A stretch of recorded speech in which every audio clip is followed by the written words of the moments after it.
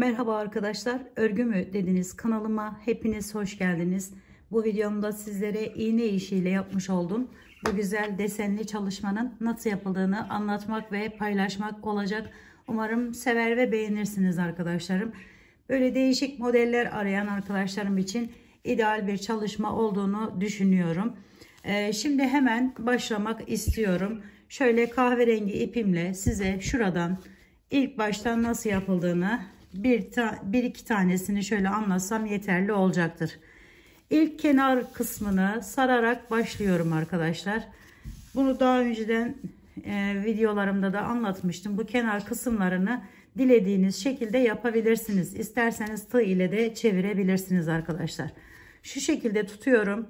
Videoma ilk gelen, kanalıma ilk gelen arkadaşlarım için şöyle hemen çekiyorum. Her birinden bir tane olmak üzere bu şekilde alarak içinden geçiriyorum arkadaşlar.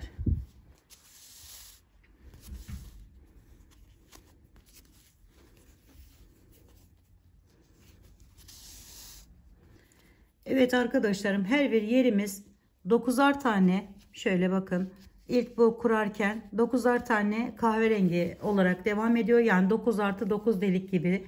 1 2 3 4 5 6 7 8 9, 1 2 3 4 5 6 7 8 9.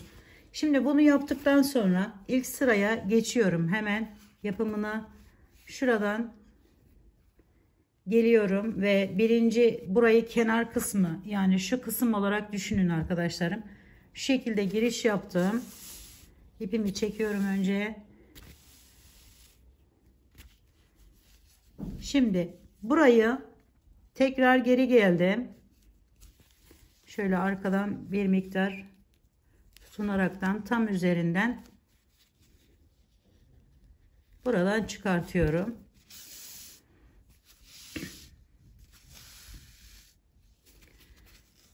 Şimdi birinci yeri arkadaşlarım şu şekilde yaparken buraya takıyorum. İkincisini yapmak için bir üstten yana doğru gidiyorum. Yani şu şekilde yer yapıyorum. Geçiyorum bu tarafa. Burası tek olacak. Yani tekten kastım şu arkadaşlarım. Şu birli.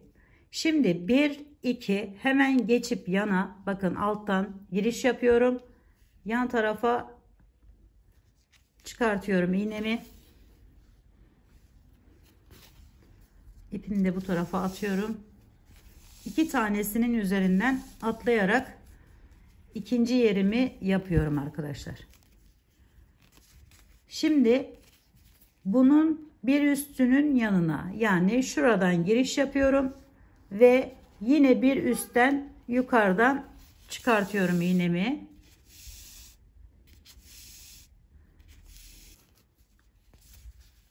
Şimdi bakın, bir tane yere yaptık, ikincisini yaptık, buraya 3 tane atladık. Şimdi 1 2 3 4 tane atlıyoruz, geliyoruz yine alta ve buraya bunu bağlıyoruz önce.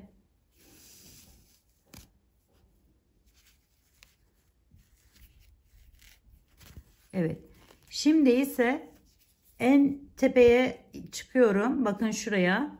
Buradan hemen bakın arkadaşlarım, şuradan geldim. Buradan giriş yapıyorum. Bunun diğer tarafına geçiyorum bu şekilde ve çekiyorum iğnemi. Ben bunun büyüklüğünü 9'ar olarak ayarladım. Siz tek olarak yapın yani, ama daha fazla da büyük de yapabilirsiniz. Mesela 11'e çıkartabilirsiniz şunların büyüklüklerini. Şimdi buradan iniyorum yine aşağıya. Hemen karşı gelen yerinden giriş yapıp bir yandan çıkartıyorum bu şekilde.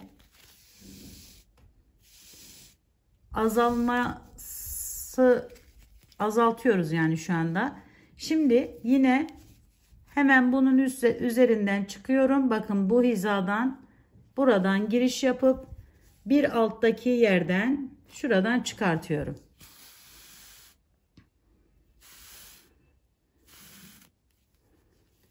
Şimdi yine aşağıya iniyorum.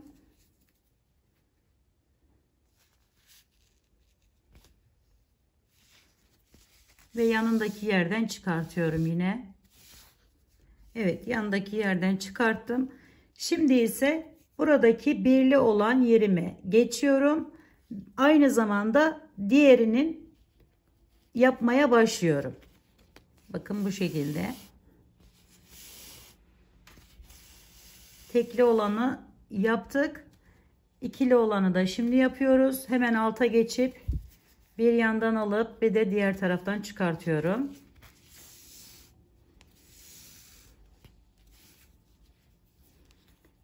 Şimdi bunun hemen şuradan giriş yapıp bir üstünden çıkartıyorum.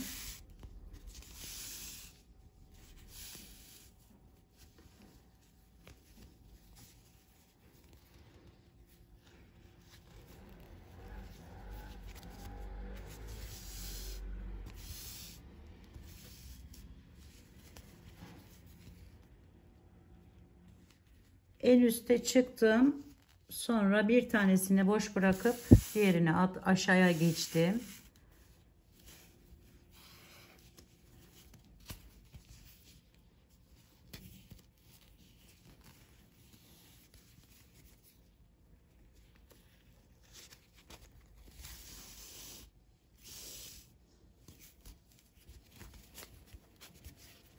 Şöyle bir de şeylere de dikkat edin arkadaşlarım. Böyle kasmasın. Yani şöyle çekip de mesela şu şekilde almasın. Şöyle geniş bırakmaya çalışın. Ve hemen diğerine geçiyorum.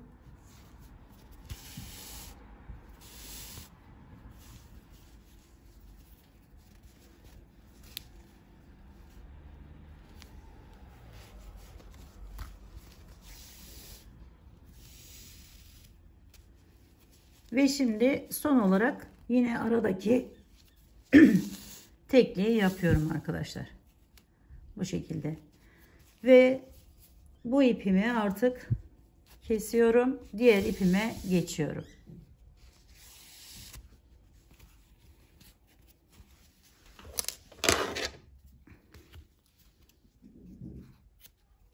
Arkası da bu şekilde gözüküyor arkadaşlar. Şimdi bakın ilk yeri sona kadar, yani buraya kadar bu şekilde tamamladıktan sonra diğer rengimize geçiyoruz hemen. Evet, diğer renk ipimi taktım. Şimdi arkada düğüm olmasın diye yine buradan yürütüyorum.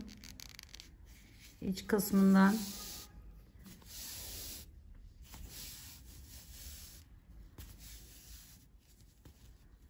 Ve çeviriyorum arkadaşlar.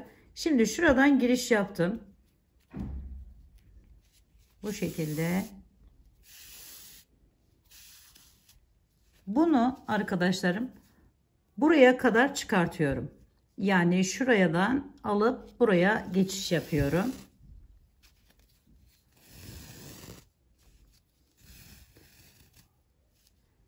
Ve şimdi burası, bakın tekli olan yerden giriş yaptım. Şuradan çıkartıyorum.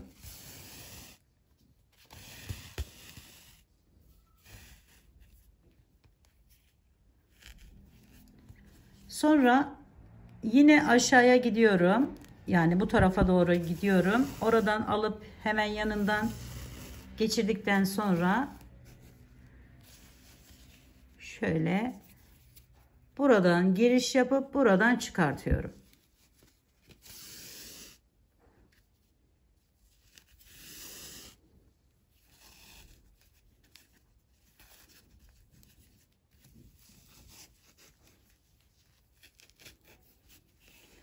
Ve şimdi bakın şuradan giriş yaptım. Bu kahverenginin üzeri boş kalacak. Onu atlayıp hemen yan taraftan tekrar çekiyorum iğnemi.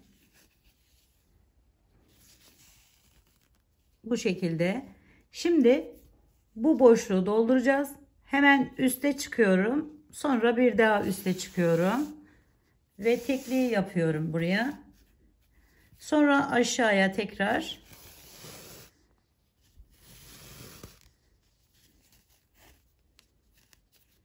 İkiliyi yaptık. Şimdi Buraya geliyorum ve orta kahverenginin hemen üstünden aldım. Buradan aşağıya tekrar iniyorum.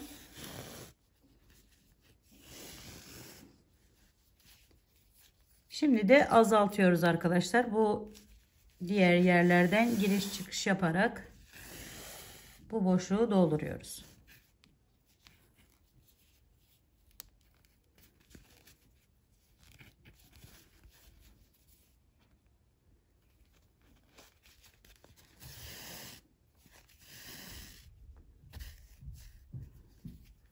Şimdi son yere geldim bakın. Hemen yandan giriş yapıyorum.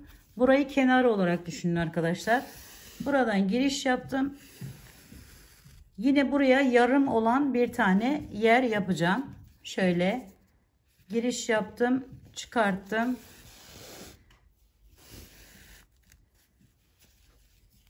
Bir diğerine geçiyorum.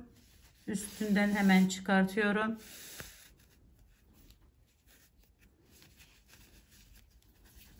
Sonra alta inip